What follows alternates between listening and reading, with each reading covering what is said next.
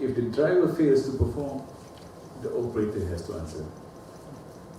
Because if he loses the license, he loses license for all buses, not just one. So, for those who came from cities with fantastic public transport, please bear with us for a little bit more. Thank you. Any other questions? Okay. American grads are much more forgiving. Because public transport is horrible in the States. Assalamualaikum and very good evening. Mr. Kamal, I'm Lieutenant Retired Abdul Razak. Previously, weapon electrical engineering specialist with the Royal Navy, but now I've left. So, my question is, we've seen the MRT as a single line, okay? But for me, on security basis, it's a very bad idea because to the security basis, if the line is cut, then it finish everything. Okay. Second thing, have you thought of putting the MRT into something like spider web so that covers more area? Okay. And second is my suggestion. Okay. Basically, the public transport is a very so-called on the paper very nice, but we may unforeseen because internally in the city itself, how's the bus running, you know? Because we can see that, let's say, traffic lights, okay? Everybody rush to the traffic lights. Even red also they go through, okay? From my experience, my suggestion is that we give intelligent traffic lights. So that these traffic lights really intelligent enough, you know, to secure all the traffics. And one experience I have in Germany, because I stayed there for quite some time, for public transport, let's say bus. They have a technology with a transponder, okay? In a road, there's one single line, especially for bus, public transport. When they approach to the traffic lights, automatically, okay, the traffic light will make that bus go through, okay, and let the other traffic stop. That's how they do. They have a second so-called white, traffic lights for public transport, for buses, okay, and indirectly that can teach Malaysians that public transport has priority, indirectly. Because Malaysia now think, oh, who can go through red light, yellow light, green light, whatever light, they will go. Thank you. Okay. Thank you. So, first is security concern, second is the spider web alignment, third is the smart traffic lights. On the first question, yes, we are only showing one line at the moment. But actually in our planning, we have already drawn up the next 2-3 lines, as well as more line extensions, as well as upgrading of the KTM services. But that will be in our urban rail development plan. But really, like you said, it has to be a network. If it's not an interconnected network, the value is just not there. You can go from Sungai Buloh to Kajang and places in between, but that's about it. that's not what we want. I can say that the second line will be a circle line, where it will connect all the existing lines as well as future lines, so that you can go from one suburb, transfer to the circle line, and then get on another line, so they go to another suburb or go to the city center. There will be wide coverage. That is the key. On the traffic lights, on the transponder, that is something that we are considering as well. But that is part of the overall bus transformation plan. We are definitely going to expand bus lanes, and some of the bus lanes will be segregated to become BRT corridors. We will increase enforcement. We are now recruiting for enforcement, our enforcement staff force as well. And we are also looking at technology to do enforcement for us. One of the ideas that we are narrowing down is on mounting cameras on buses, so that cars in front of them blocking their way in the bus lane, we will catch them without having anybody there. So transponders will definitely be part of the plan. But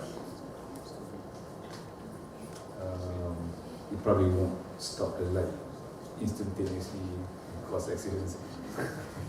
But it will have priority. Thank you. Okay, just one question from this gentleman, and I'll take one more last question from one more. Actually, can we have one from the ladies? No? Ladies, yeah. No one. Maybe we can take some from the YCM regular. Okay, we'll let this gentleman. Good evening. Just one question. Good evening, my name is Tai Liao. Compared to most of the corporate because we are still not that bright, but not that young students who disgracefully still driving his father's car all the way from Subang Jaya. I hope that, I believe that the crowd agrees with me that sometimes driving from Subang Jaya to KL is more painful than driving from Singapore. And my question is that in the UK, in places like Manchester, Nottingham, or other major cities, there are local railways that connect the major cities to the satellite cities. Is the spring of jealousy feelings fills my heart when I listen to your talk, because of the fact that I'm not from KL, and I'm actually from Kedah. Like our friend mentioned just now, the link between Cyberjaya and Puchong is quite a random one, but the link between the satellite city and the major city is quite a close one. So, while developing MRT in the KL has PAD as a national body, at the same time developing a railroad system like in the UK to link major cities with the satellite cities, for example from Penang to Sungai Petani, or from Kampar to Ipoh, or from Kuantan to Rao, so that somehow you incite the economical development in the satellite cities, and at the same time, I mean not at the same time, I mean like how it works in the greater Kuala Lumpur project. Thanks. Okay, before Mr. Manisman, one last one.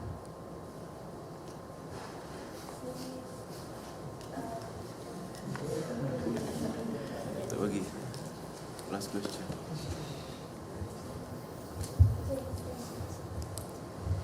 Okay, actually, this is the problem that we sought to address in our national public transport policy framework, because we don't want to be seen as putting all our eggs in KL while starving the rest of the country. So things have to be rationalized. Especially rail costs a lot of money. So we need to articulate a set of criteria in order to qualify for certain type of investments. So those things have to be outlined first. So that somebody can ask between Rao and Kuantan, should there be a high-speed link? Should there be a rail link? We just have one coach train by Newton Dobbs, right? Right. It could be, or any type of rail. There needs to be a set of criteria.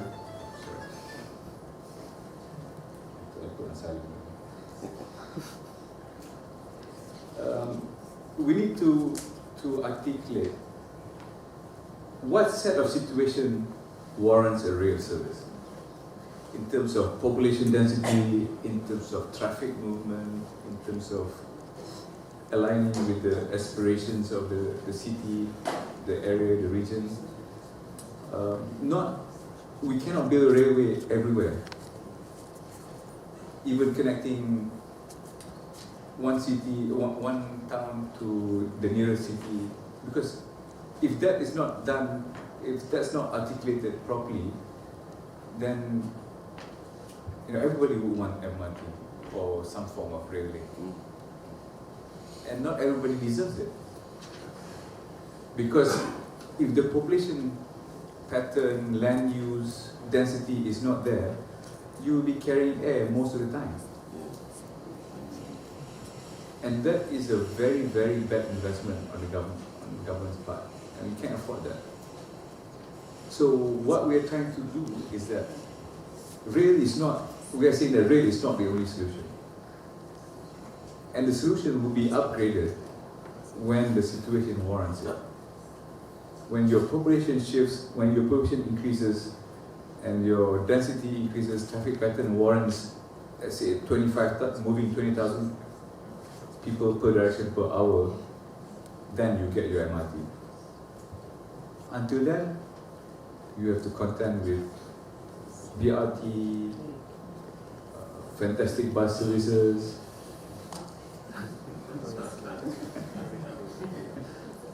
So that is the gist of it. It will be put in a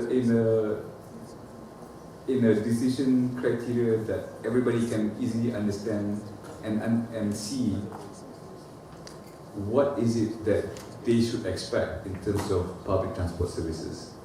Maybe not rail, but buses that are predictable, that comes every 15 minutes, that goes every time, half an hour to get where I want to go, instead of one day, 20 minutes, another day, 2 hours. That's what we're saying. Okay, the last one, that gentleman, make it a good one. Hi, my name is Adil. I'm from Axis. I just want to share my experience. I studied in Australia for about 1.5 years. In the city of Adelaide. Okay, basically, from my experience over there, within the city centre, they have free bus services, as well as I can say in Melbourne as well, free tram. Though we'll consider something like that, or KL, because even though we have MRT from the suburbs to go in the city centre, you may want to consider for inner city bus system as well, which will convenience the public, it won't cost that much. Second one is, I saw in the newspaper last week, was in the Star, if I'm not mistaken. It mentioned that we are on track for the car sales, about 1 million for this year. When you have mentioned that your KPI is 50% for public transport ridership, you are in a way competing with these people. I mean the car sales. So, one suggestion, I think I can say that what our friend there just suggested. Maybe the government should consider not to centralize too much to KL, because once you build MRT, population will also still increase. And what's the next solution? Build more MRT lines? You won't have lands anymore by then. Okay, I'll answer the first one first, about free buses. I would love to do it. But as I said before, we do things differently.